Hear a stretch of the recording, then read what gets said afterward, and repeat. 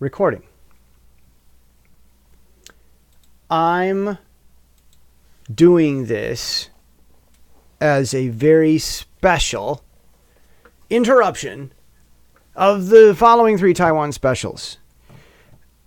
As you know, hopefully, I record most of the Taiwan specials on Monday, and then they go out staggered. And that's because I don't want to inundate people. I don't want to bother you with getting everything all at once. I suppose there's a little bit of smart marketing, but it's more about not bothering people. I'm making this recording after I've made what's going to come out in the 3 Taiwan specials this week. In those Taiwan specials, I feel I need to say something about them out of respect to you in my audience. If you're watching this on YouTube, the background is purple because this is a very special interruption. This is not normal. I'm in a season in my life, and I am very thankful that you, as my subscribers, are going through this with me.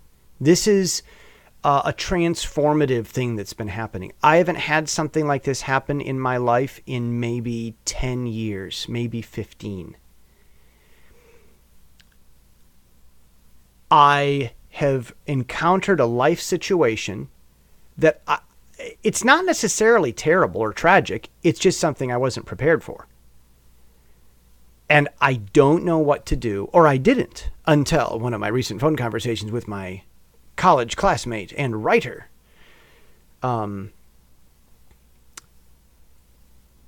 We hit these situations where we don't know what to do. We all do. And they transform and they shape us.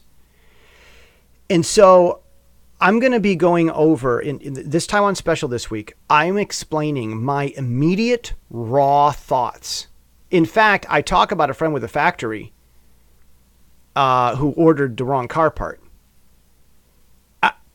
My relationship with him is great. Even 5 years ago, he might have been mad and slamming his fists on the table. Now, he's really humble and friendly, and I've never seen him behave in a nicer way. And I don't want to make myself the center of the universe, but it's like he's gotten used to me being unlike the other people in his life who would get mad at him or would just up and not care. I'm the American who cares about his situation, but also is going to say, no, that's your responsibility, even though you're the boss. And it's like he knows that. And he walked into the factory, when I went in to visit him. He's a friend. I just go visit him. I don't work there. I don't have a desk there. I just show up places. This is me. This is my life. I'm the little bee that just goes around and visits everybody. And Gandalf did that, so I'm Gandalf, right? I view myself as Gandalf, I suppose. But when I showed up to do my Gandalf bee thing at the factory today, I walked in, gave him a big hug, and he was really humble and kind of didn't even want to talk about it. And I think that change has happened as he's gotten to know an American that isn't going to be mad and slam his fists like the other Taiwanese in his life normally would. And I think that's a positive impact that we make. And it's the biggest impact. And it's the little things that make the biggest difference. It's the raindrops that cause the flood. And it's the leaves that feed the tree. And, with photosynthesis anyway. So, all the individual little tiny baby roots are pulling in water. Everyone has their role. And yes, I do believe in Taiwan that I make a big difference, even though it's not one that they can see. And I'll be explaining what I mean over the next few episodes. But I kind of feel like, and I'm really worried from a professionalism vantage point, that my Taiwan special this week is not the work that I've done that I'm the most proud of, because I feel like it's whining. But I'm not going to take it down. I'm going to leave them to post as scheduled, because while it's certainly not the most honorable work I've done from a professional skill perspective. It is the most authentic, because you're watching me go through one of the meltdown phases, and I'm trying to handle it as well as I can without breaking down. So I hope that I don't lose you by boring you. I know rule number one in writing, media, video, whatever, podcasting, don't bore the audience. And I thank you for being through this. I am not going to become a whiner channel. In fact, I'm going to tell you what I figured out after making those. See, I've been holding back on something. In fact, it's the t-shirt that I'm wearing right here. You can see it. I'm going to turn around. It's a JC logo. It's a J and a C back to back. I don't know if you can see the back or not. It says, I think it says America loves Taiwan, I think is what it is. Or Americans love Taiwan. I've been holding back on a YouTube channel aimed at Taiwan's audience. It's all set and ready to go. The phone numbers are in place.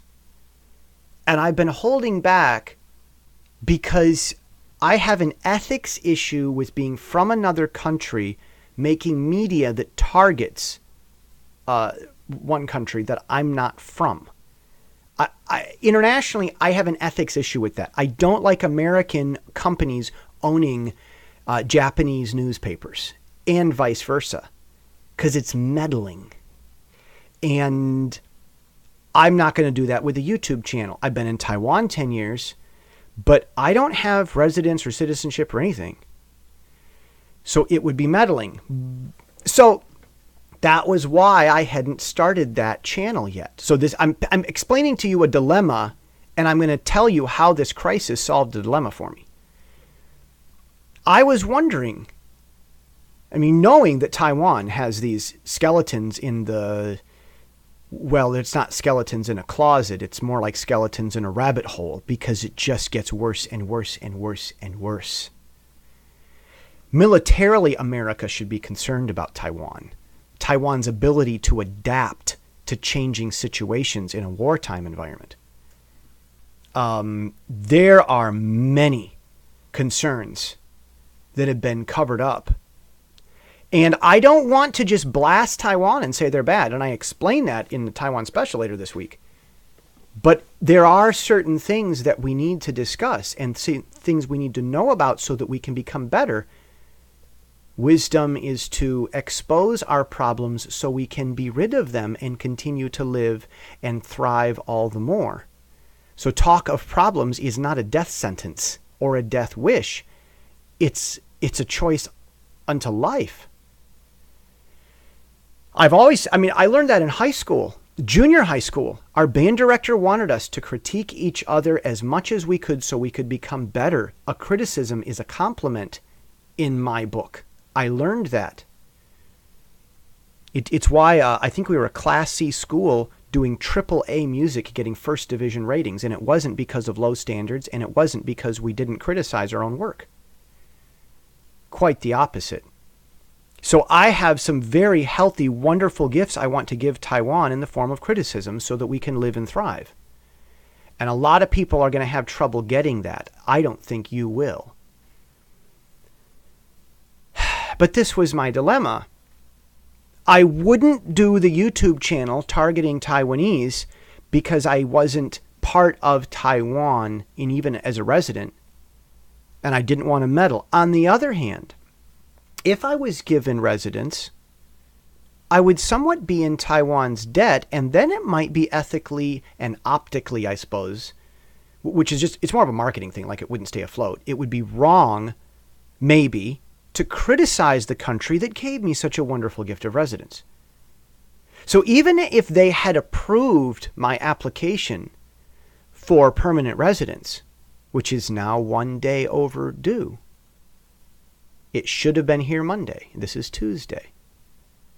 If they had approved it, I'd have this dilemma. I finally would be able, morally, myself, my moral compass, I would be able to allow myself to do media stuff, make series, videos, YouTube channel stuff, targeting another country because I would be somewhat part of that country.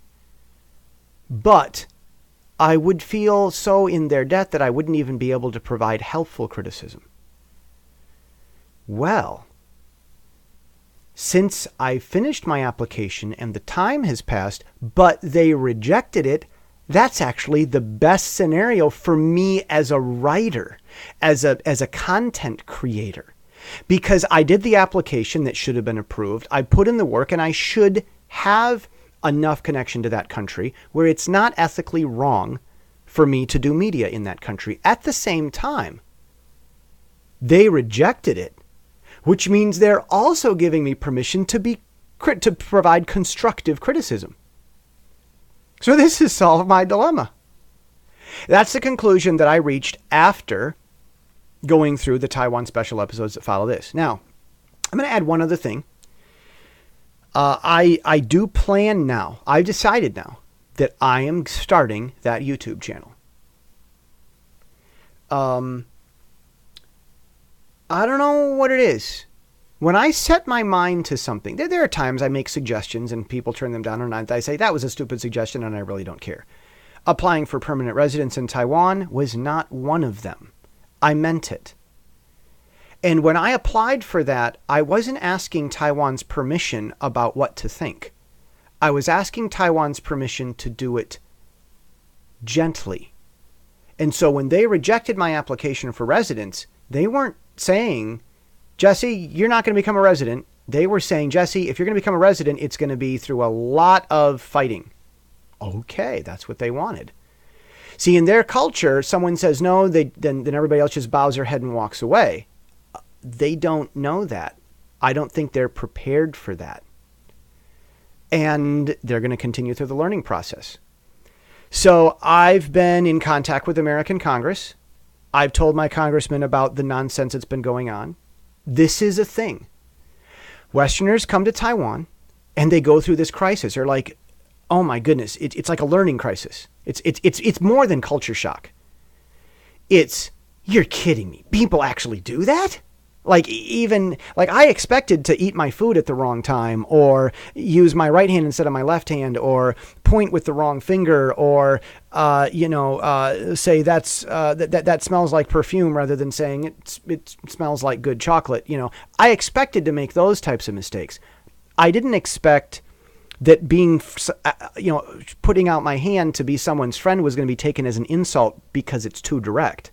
I wasn't expecting that asking to have my human rights protected was going to be taken as a threat because the boss doesn't want to have suggestions. And I certainly wasn't expecting the government to allow the black market to lie about me and stand by with their hands in their pockets doing nothing. It's like, you're kidding me. They actually do this? And without exception, every single Westerner who's ever been in Taiwan has had their jaw on the floor every day, the whole time, and it never stops. My jaw is still on the floor. I still am in disbelief about the things that I see. It's entertaining. Maybe I'm addicted to it. Like, really. Like, if I went home to America, life would be too boring. I'd be like, I wouldn't have jaw-dropping experiences every day. It's Gandalf. You can learn all there is to know about the hobbits in a month, and after 100 years, they'll still surprise you.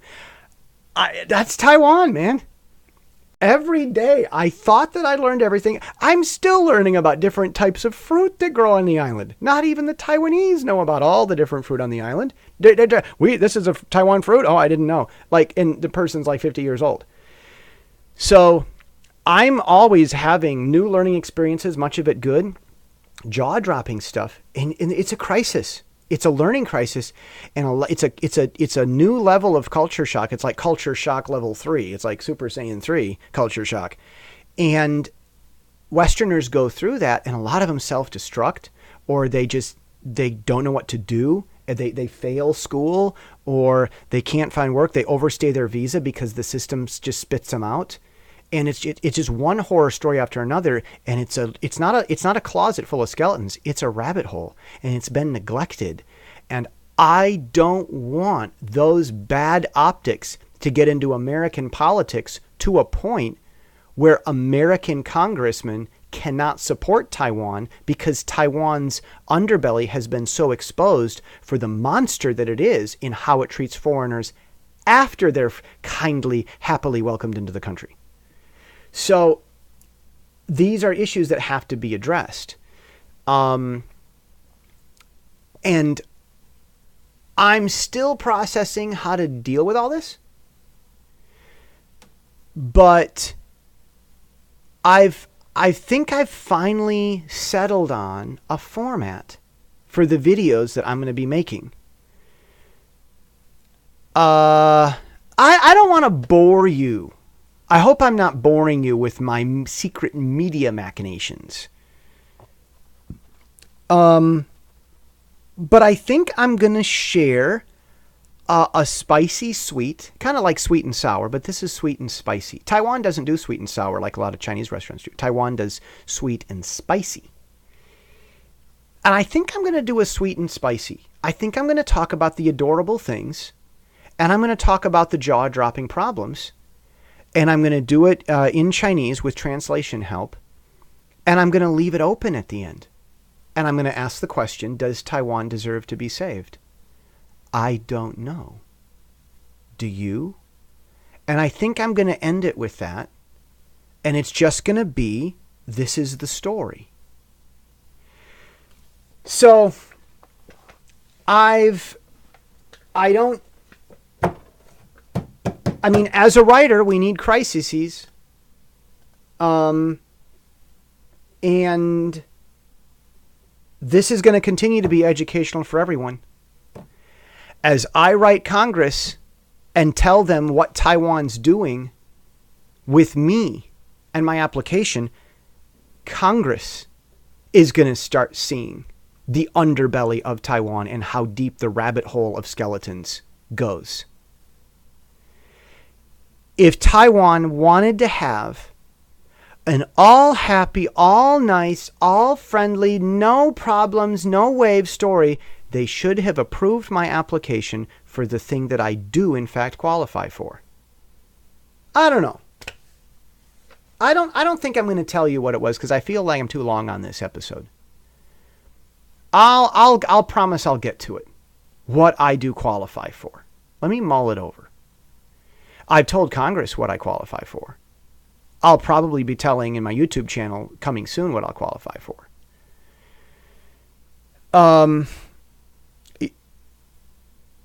Okay, you really want me to tell you why I qualify? I'm telling you inside baseball story stuff. What I'm telling you is nothing that I haven't told Congress. I've told Congress this. In 2016, President Trump was elected.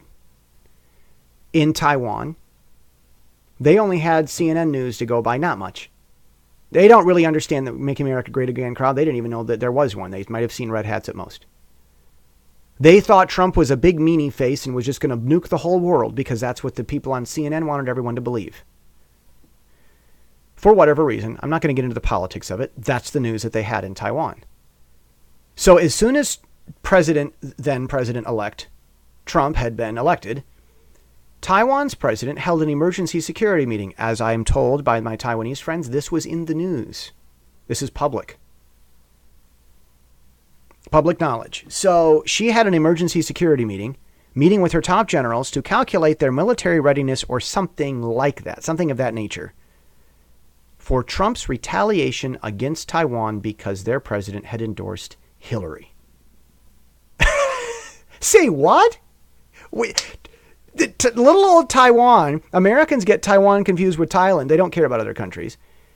She endorsed Hillary as if it matters. And she's worried about America bombing Taiwan or something just because of that?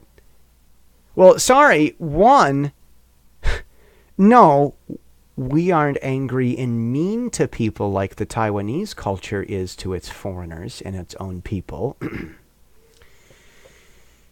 But also, we don't care about other countries enough to even know who they endorsed. Trump probably never found out that she endorsed Hillary. All right, so I know this is ridiculous, but there are other reasons that are important that the Taiwanese should know why there's no reason to be having security meetings. They should be happy and thrilled and congratulating President-elect Trump. So I called a legislator in Taiwan. She's the legislator from Hualien. And Her name is Xiao Bi Kim. HSIAO is the family name. BI-KHIM, I believe.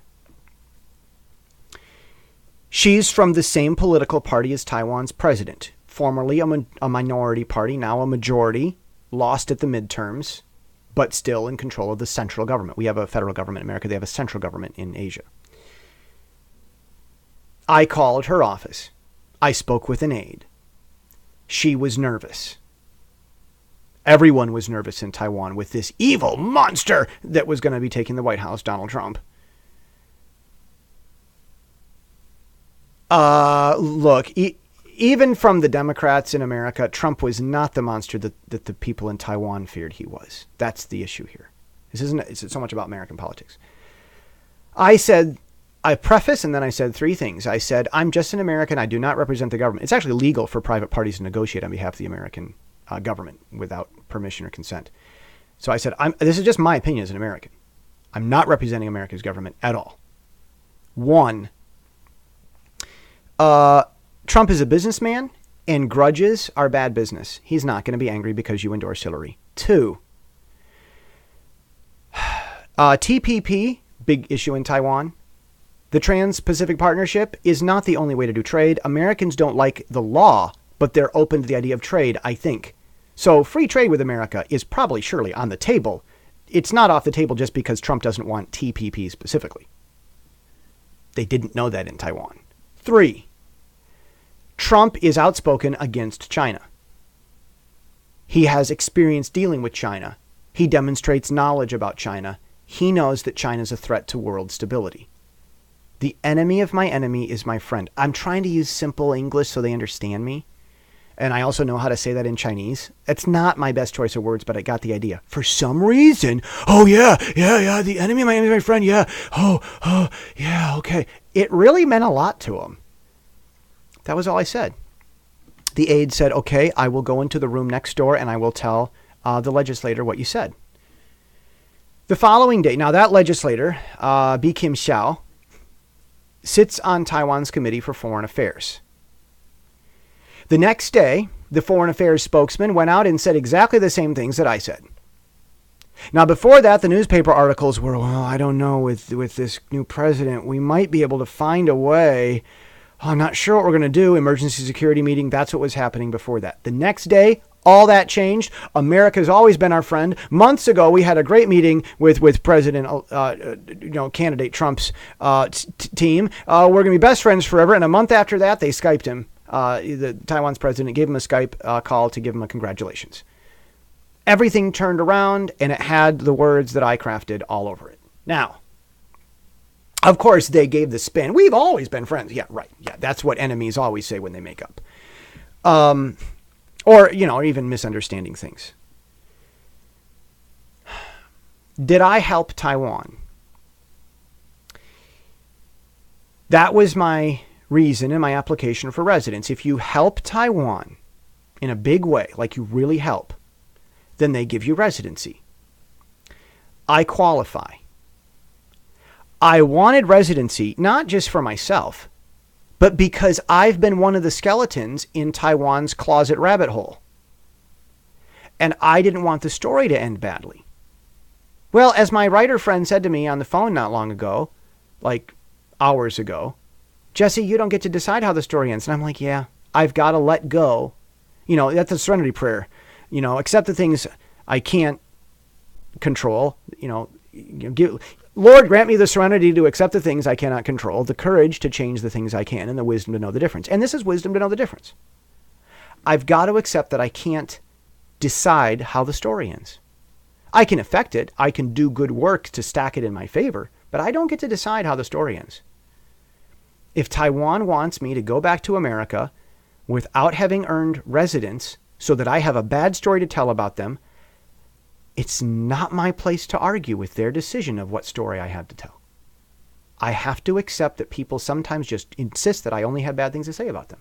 It's not what I like. I wanted something good to say about them. Really, that's really my motive. I'm not just saying this in a certain way to get what I want.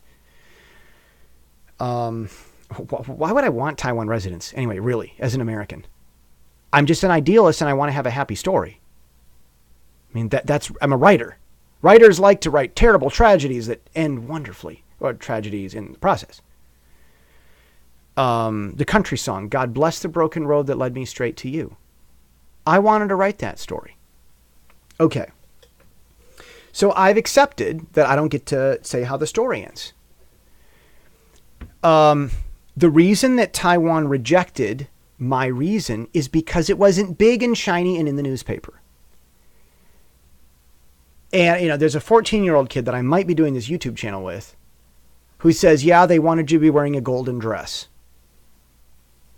They want it shiny. They want it in the newspaper. Look, the Taiwanese don't understand. I write my congressman, John Molinar. I mean, I'm from Michigan's 4th District. I tell him what I see in Taiwan. He passes that on to members of Congress who sit on foreign relations committees and armed services committees or whatever related thing it would affect. And that information goes to, let's say, Senator Rubio from Florida. And Senator Rubio is very outspoken in favor of Taiwan. This is an interesting thing. Well, so is Congressman Ted Yoho, both of them from Florida. Well, I mean, that's a great hit piece in the making. If someone can expose the skeletons in Taiwan's closet, those two legislators who aligned themselves with Taiwan by supporting it could lose their district. It could flip Florida in a presidential. I don't want these good things to happen for no reason. This is important stuff. If my story ends well, all stories end well. And all the trouble in the process is just the process of getting to the happy ending, and then it's not bad news for anyone. That's what I want. Taiwan, the term is juvenile. Taiwan is too juvenile to understand that. This is the term. This is the thing that's coming out in news. Juvenile. What's the problem with China? We want China to have a rise to power. They just can't be juvenile. China's response, you can't tell us what to do. It's like, dude, I just said you can't be juvenile. You can't be the adolescent. You got to grow up. No one tells us what to do. And that's what's happening. Taiwan has the same culture. A juvenile imperialist culture, outwardly a democracy, but inwardly still an empire. They don't listen to their voters. So when I tell the Taiwanese, you're not going to get a letter from Marco Rubio about Jesse Steele. You're going to get a letter from John Molinar, Jesse's congressman. That's legitimate, correct, good, and not illegal. If I call Senator Rubio's office, they're going to hang up on me. Like, dude, you don't tell the representative for Florida what to do. Florida tells representative for Florida what to do. Who do you think you are? And if he listens to me, well, we're going down a road of bad ethics. People are going to ask why Marco Rubio is listening to someone who's not his constituent. Like really carefully listening and heeding wisdom from someone who's not his constituent. He should be listening to Florida. Taiwan doesn't get that because their legislators, they get elected. Okay, they're now emperor and king and just forget all the little people and crush them. That's their culture. Yeah, really. Jaw-dropping. I know. And so now I've got to write my congressman and tell him about this. And so now Congress is starting to go through the same jaw-dropping culture crisis level 3 as the Americans when they arrive in Taiwan. And Congress, you're kidding? Taiwan's like this? What? Huh? What? Huh? Rubio and Ted Yoho might not be wanting to say nice things about Taiwan in the future. Why? Because Taiwan thinks I didn't help them because it wasn't in the newspaper and it wasn't happening with a senator who's famous because they're like children.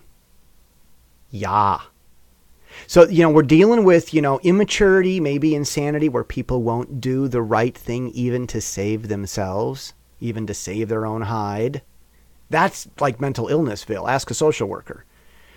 So, yeah. This is really happening. Like, this is happening. And I'm going to keep calling my congressman and asking him about that happy ending for everyone. Asking him about Taiwan doing the right thing so that it looks good in the eyes of the voters, so that we can support them politically as far as election strategy and stuff goes. I mean, you got to get elected. You got to have the support of the people. If Taiwan is going to be cruel to Americans that go there, we shouldn't be helping them. Taiwan needs to respect our American citizens if Taiwan wants it to be politically feasible to support them. This isn't complicated. They want our friendship. They need to respect our people, and they haven't been. And I'm a documented example. So, what's the problem? It's maturity. Taiwan's good, but they're adolescent. China is bad, but adolescent. And Taiwan is good, but adolescent. And it's the morally good sibling fighting with the morally bad sibling. And we need everybody to grow up. So, I'm having to accept the situation as it is. And I am trying to figure out a way to tell you about it and to not bore you. I'm just wondering what to do, and I'm figuring it out. I need to go to writing, and I need to not be the angry guy. And I've got to process my own frustration. I know that we see things that are frustrating and we don't understand it. I get that. I just still have to process it.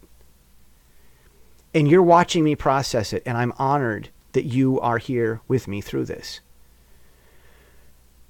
My solution is to do a fair and balanced. I'll do these fair and balanced pieces about Taiwan. They're really adorable. What are the adorable things that the Americans just love in Taiwan? What are they? And I'm going to tell a story, and I'm going to tell the good, and I'm going to tell the bad, and I'm going to leave it open, and I'm going to make it interesting. And I'm going to do it with some English and targeting a Mandarin-speaking audience of Taiwan. And it's going to ruffle feathers because it's going to make people want to think and talk and become better. And that means change. And that means people that don't know how to build anything, who've occupied, that means the hermit crabs are going to get kicked out of their shells that they stole. And that's the thing. The establishment people are like hermit crabs. They're living in someone else's structure. Someone else built a structure, left, died. They've got this empty structure left. They occupy it. They're squatters. Hermit crabs are squatters. So the hermit crabs are going to be angry. But here's the thing. It's not like Taiwan didn't have a chance. And it's not like I haven't told Congress. Congress knows about this. They've known. I've told them. I wrote the letters to my congressman Monday, the 25th of March, 2019. And what would that be? Friday, March 22nd. I've contacted his office. I'm continue to contact him until I have my residence card in hand. If they didn't want the drama, Taiwan should have done the right thing in the beginning. And when I applied, I meant it. When Taiwan said no, they weren't saying no to residents. They weren't saying no to me doing things their juvenile way. No, they weren't saying no to me doing things the adult way. As if, oh no, Jesse, you have to do things our juvenile way, but we're not going to call it juvenile. We're going to call it cultural difference. I'm not going to do things a juvenile way. They've got to grow up. I have my ethics, I have my morals, I have my standards, and I stay by them. No. When Taiwan said no to the application, they were saying no to doing things without exposure. And now, as a writer, I just realized this is a dream come true. I'm now able to start this channel that I've had waiting for months. I had this t-shirt made months ago. And I'm going to be able to start the channel now. And I'm going to get what I wanted in the first place. I'm going to be able to add the constructive criticism side because they rejected what I deserve. And so it won't be without cause. Wow. A crisis in life. Isn't that a writer's dream? As my audience, I love you very much. Please be with me through this transitional period and watch me reconstruct. I'm deconstructing and I'm hopefully not self-destructing. And I am reconstructing. And this is a formative season for me. I hope it inspires you. I love you. Enjoy the Taiwan specials. See you with them. And I'll give you more updates on the progress in the podcast weekly coming next Monday.